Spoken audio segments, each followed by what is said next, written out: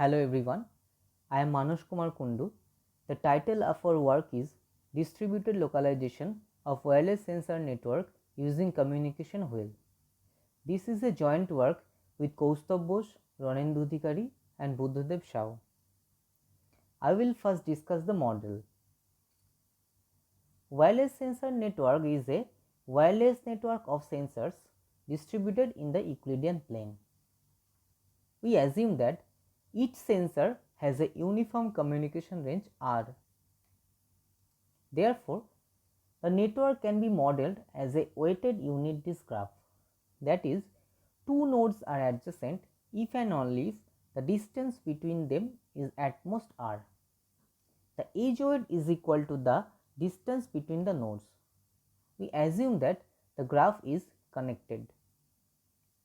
We also assume that if two nodes are adjacent, then they know the distance between them. In the beginning, each node messages its neighborlets along their distance from itself to all its neighbors. So, every node U knows the neighbors of all its neighbors, and also if V is a neighbor of U and W is a neighbor of V, then U knows the distance between V and W. We consider here the network localization problem. Here some nodes called anchors know their positions with respect to some global coordinate system. The problem is that the rest of the nodes will have to determine their position with respect to the global coordinate system using the distance information. If all the nodes of the network have unique positions consistent with the given data, the network is said to be uniquely localizable. Actual position of the nodes cannot be determined if the network is not uniquely localizable. Unless a network is highly dense and regular, it is unlikely that the network is uniquely localizable. Computational complexity results suggest that even the network is uniquely localizable, a polynomial time algorithm is unlikely to exist. So, we want an algorithm that efficiently localizes a portion of the network. For localization, at least 3 anchor nodes are necessary, as they avoid the trivial transformation of the Euclidean plane, namely translation, rotation and reflection of the whole network. But we are interested in anchor-free network localization problem, where there are no anchor nodes. Since 3 anchor nodes are necessary, 3 mutually adjacent nodes will play the role of anchors. These 3 nodes will fix their coordinates in some virtual coordinate system. Other nodes will determine their position with respect to this coordinate system. A widely used technique that can efficiently localize a uniquely localizable portion of the network is trilateration. It is based on the simple fact that the position of a node can be determined from its distance from 3 localized nodes. So, it starts with the initial triangle. Now, this node at the bottom is adjacent to 3 localized nodes. So, it gets localized. Now, this node is adjacent to at least 3 localized nodes. So, it also gets localized. Then this one is localized and the process continues in this way.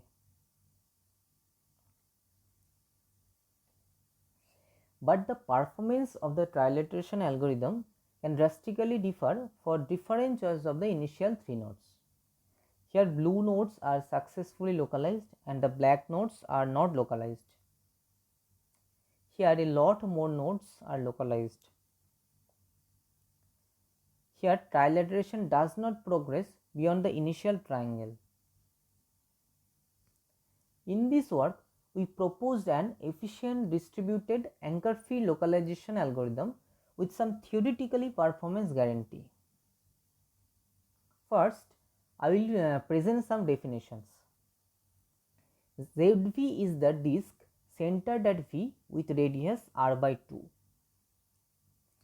A node V is called an interior node if for every point on the boundary of ZV is covered by some other disk ZV dash.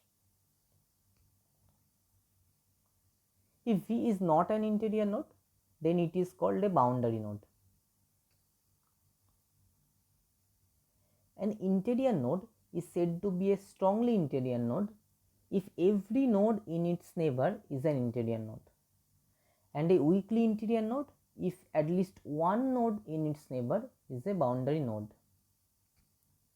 Here the blue, green and red nodes are respectively strongly interior node, weakly interior nodes and boundary nodes. We assume that the subgraph induced by the strongly interior nodes is connected. In our algorithm, a node can determine whether it is strongly interior, weakly interior or boundary.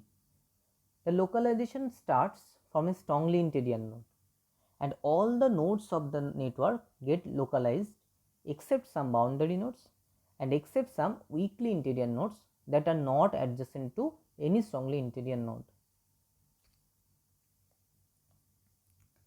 The most crucial part of our algorithm is the construction of a special structure called communication wheel.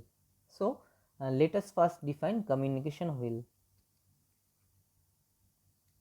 Given a node V, we define a partial order relation as for neighbors u, u dash of V, u less equal to u dash, if and only if the intersection of boundary of V with ZU is contained inside the intersection of the boundary of V with ZU dash.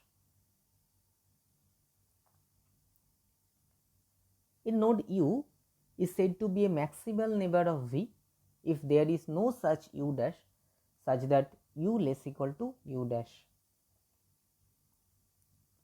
For two nodes U and V, CCWVU and CWVU are the intersection of the boundaries of ZV and ZU in the counterclockwise direction and the clockwise directions with respect to V. Now define communication wheel. Communication wheel of a node V is a subgraph W such that W is a wheel graph with V as the hub and the rim nodes W1, W2, Wm being maximal neighbors of V, and CCW of V, Wi belongs to ZWi plus 1 and CW of V, Wi belongs to ZWi minus 1. We have the following result. V has a communication wheel if and only if it is an interior node. So, we now describe the construction of a communication wheel. Initially, V assigns its coordinates as 0, 0. To construct a communication wheel, V first needs to find a maximal neighbor. The closest neighbor, call it W0, is a maximal neighbor. V assigns its position on the x-axis. The closest common neighbor of V and W0 that covers a boundary intersection of V and W0 is set as the next rim node W1. Now, from the distances of W1 from V and from W0, two possible coordinates of W1 can be found. To fix the coordinates of W1, V sets its local coordinate system in such a way that W1 gets positive y coordinate. Now, we have to find the next rim node W2, which is a common neighbor of V and W1 and covers CCW of V, W1. For any common neighbor U of V and W1, using its distances from V and W1, it can be determined if it covers a boundary intersection of V and W1. Now we have to find its coordinates. If it is also adjacent to W0, then its coordinates can be found using its distances from V, W1 and W0. But if not, we get two possible positions of U. But this is impossible as we consider that U is not adjacent to W0. Therefore, for any common neighbor U of V and W1 that covers a boundary intersection of V and W1, its coordinates can be found. The next rim node W2 is set as the closest common neighbor of V and W1 that covers CCW of V, W1.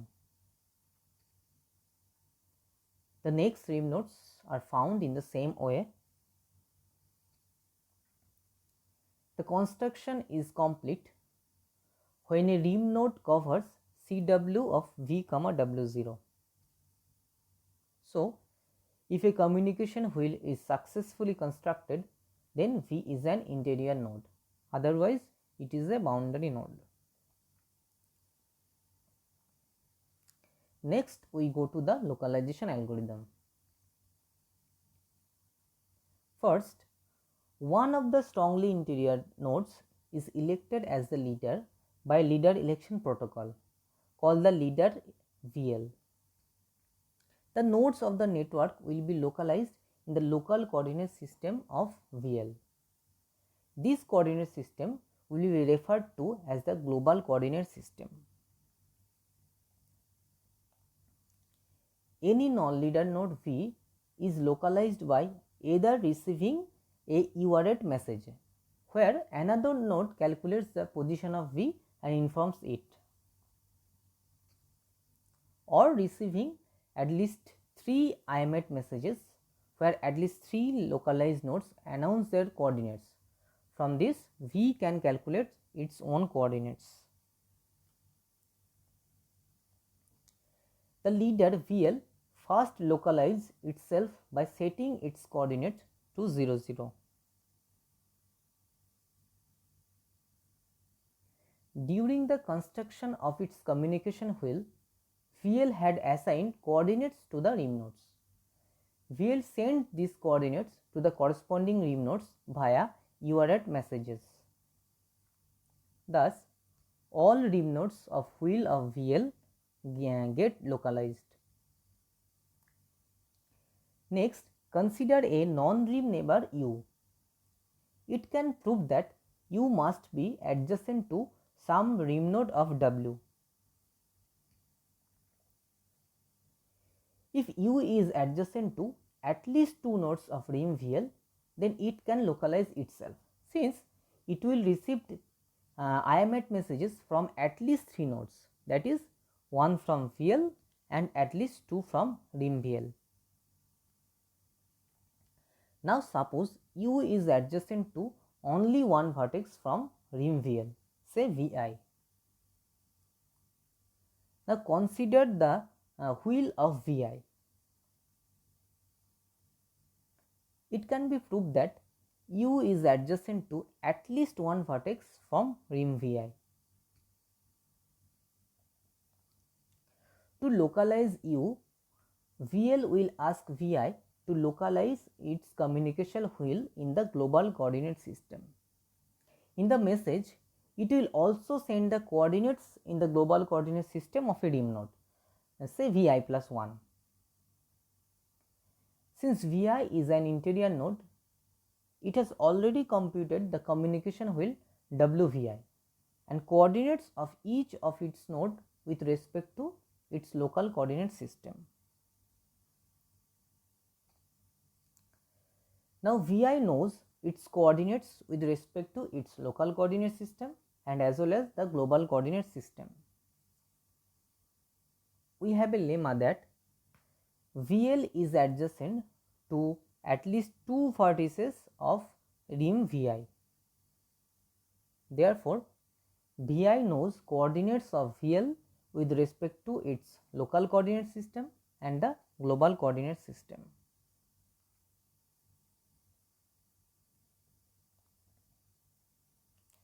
We have another lemma that Vi plus 1 is adjacent to at least one vertex from rim Vi. Therefore, Vi knows the coordinates of Vi plus 1 with respect to its local coordinate system and the global coordinate system. So, Vi knows the local coordinate system and the global coordinates of 3 nodes. So, Vi can transform its local coordinate system to global coordinate system. Therefore, the communication wheel of Vi is localized. Since we have U is adjacent to at least 3 localized nodes, U gets localized.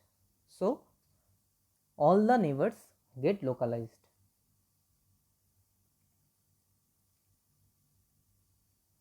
In the similar fashion, each non-leader strongly interior node can localize all its neighbors.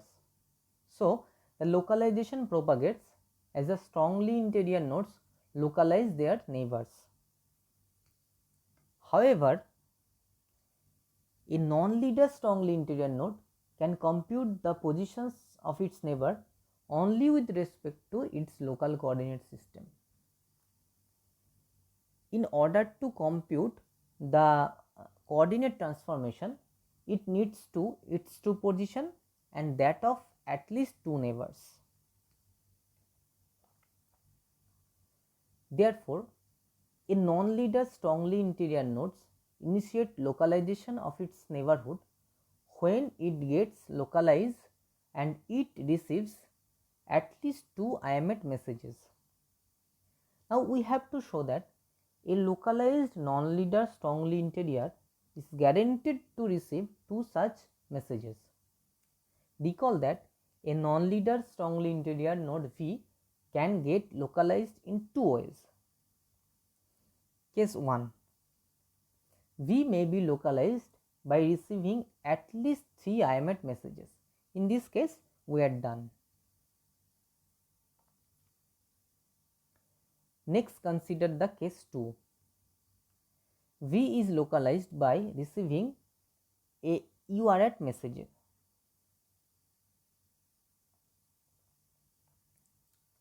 We can prove that the sender of this message has localized its communication wheel and V is either a rim node or adjacent to some rim node of that wheel. Since all the localized nodes announce their positions, V receives at least two IMET messages. Thus, we can conclude that if the strong interior of the network is connected, then there is an efficient anchor-free localization algorithm that localizes all the nodes of the network except some boundary nodes and some weakly interior nodes that are not adjacent to any strongly interior node. Thank you.